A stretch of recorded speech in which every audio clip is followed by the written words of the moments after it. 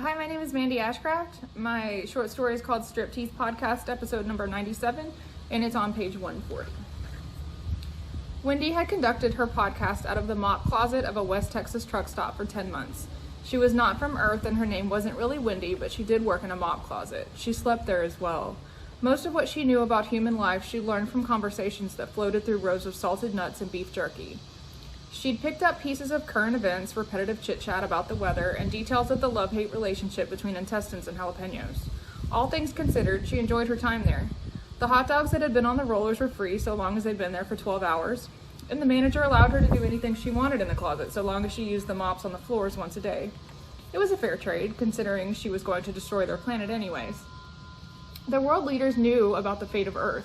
They were all avid listeners of Wendy's invitation-only, subscription-based podcast Striptease, which trickled vital information into their brains like a hemorrhage that bleeds in 60-minute intervals. The show was sexual in nature, vulgar, and always fantastically titillating. They knew she wasn't human. Striptease was a show about her learning the wide world of sex their beloved Earth had to offer. Her episodes were downloaded almost instantly. They were hooked. She peppered it with details of the world's impending demise between graphic anecdotes, a whispered secret from a voluptuous extraterrestrial desperate to learn the Kama Sutra, as she explained, while there was still time.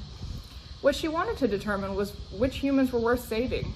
The planet itself was not worth saving, but it would seem wasteful not to save a few of its assets. She had slipped details of her X-rated broadcast into the private inboxes of the political elite, and they took the bait.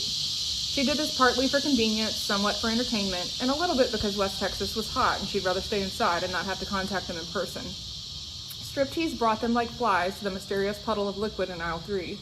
After 96 episodes, her listener rate was at an all-time high, because the listeners themselves were at a frantic personal all-time low, having knowledge of the end of the world and no way of publicly explaining how they learned of it. She recorded episode number 97 on a Tuesday. The fact that it was a Tuesday was arbitrary, really, but it felt like the right time.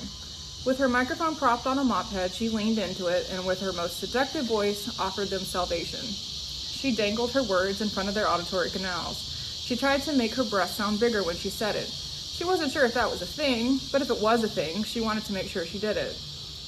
There was a large ship, she told them, one single large and shiny ship that could preserve only humanity's best and brightest. They had 20 days to narrow it down and meet at the ship. Ending the show with a lengthy description of her first time with a pizza delivery guy, and arguably too much detail involving garlic butter, Wendy cut the recording off. The elite listeners decided immediately who humanity's best and brightest were, themselves. There wasn't going to be any drawing of Nobel laureates' names out of a hat. They would wave goodbye to the actual best, the actual brightest, and to those with whom they were having an affair.